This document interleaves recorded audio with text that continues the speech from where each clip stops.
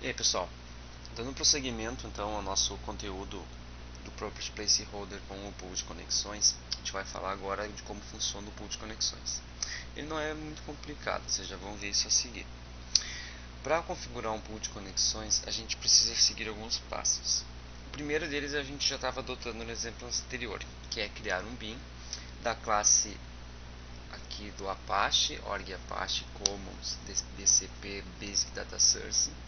Essa classe ela se encontra dentro de um pacote de uma distribuição da Apache. Eu tenho separado aqui.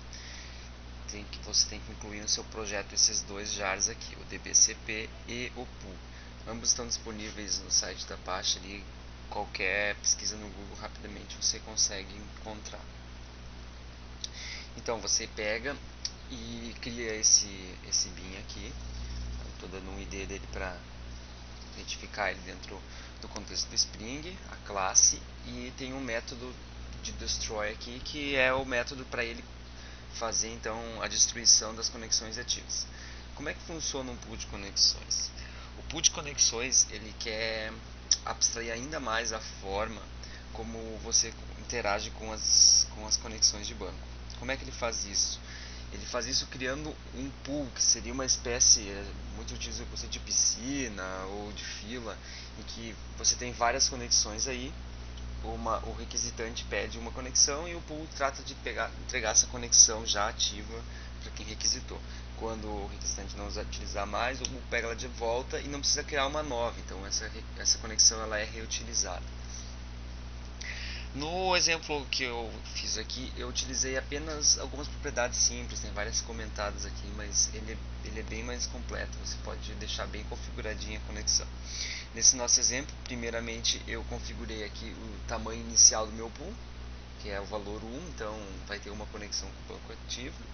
O máximo de conexões inativas serão 10 e o máximo de conexões ativas serão 100.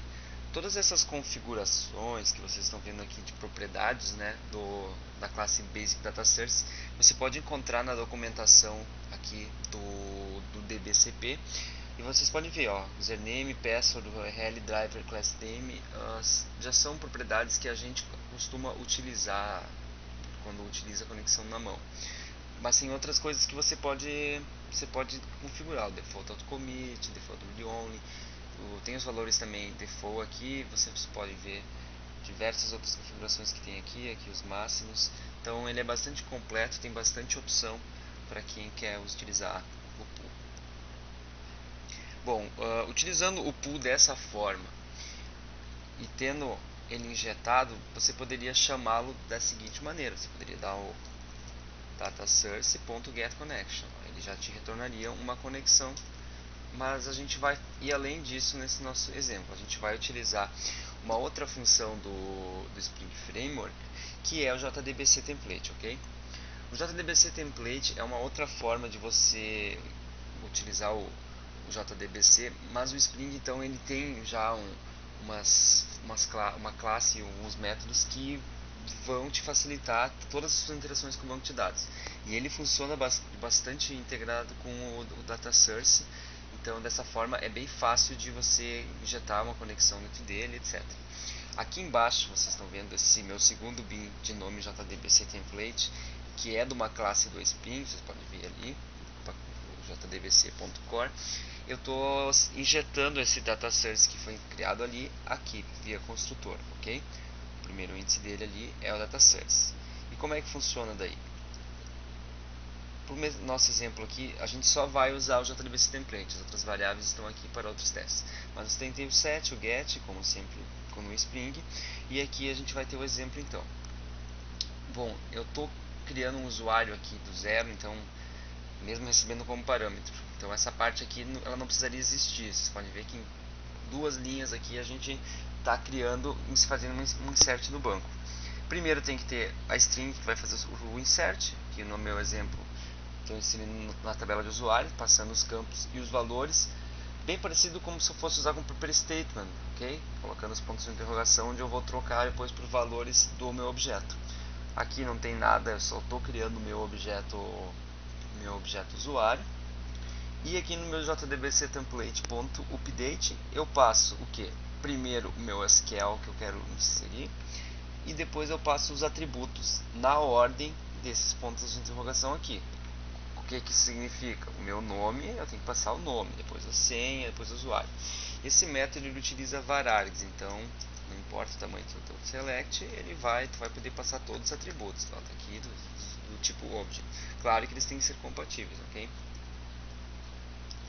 O JDBC Template ele tem algumas formas também mais avançadas de você fazer as inserções, mas eu não vou comentar isso agora.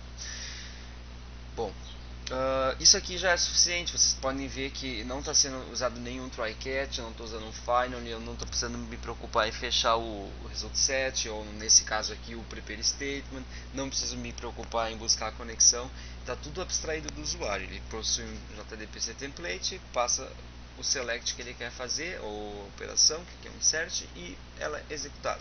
Aqui embaixo a gente tem um exemplo de como era isso antes. Vocês podem ver que não que seja é mais complexo, sim, né? Você vê que tem um try-catch, tem várias classes, tem que ter um controle para fechar elas. Então, com o template fica muito mais fácil, ok? O pool de conexões, então, ele já está ali dentro, e se eu tiver várias operações, isso já está totalmente abstraído da minha implementação. Só vou mostrar aqui rapidinho também um outro exemplozinho com o pool de conexões, que seria quando eu faço um select, que é esse aqui. Então, olha só, eu recebo um variável tipo usuário, esse tipo de retorno está identificado aqui via generics, né? E o JDBC Template ele tem vários métodos para fazer query. Aqui estou usando um query for object, que vai me retornar um único objeto, mas existem também, por exemplo, tem um query for list, ou for int, vai retornar somente um int, aqui eu sei que vai me retornar uma lista. Então, existem formas bem interessantes de você interagir na lista. Aqui, no meu query for object, eu passo o select que eu vou fazer, com o nome e o parâmetro aqui. Estou passando um array com todos os meus objetos do parâmetro, ou seja, se aqui tivesse o seguinte aqui, eu teria que passar aqui dentro o atributo da senha.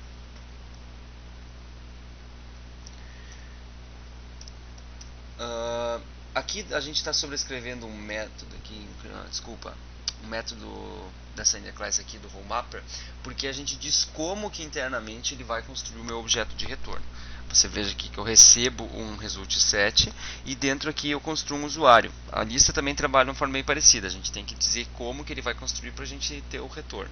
E eu retorno o usuário. Bom, é isso aí, pessoal. A gente teve aqui um exemplozinho bem simples de como criar um pool de conexões e já integrar ele com o JDBC Template, ok?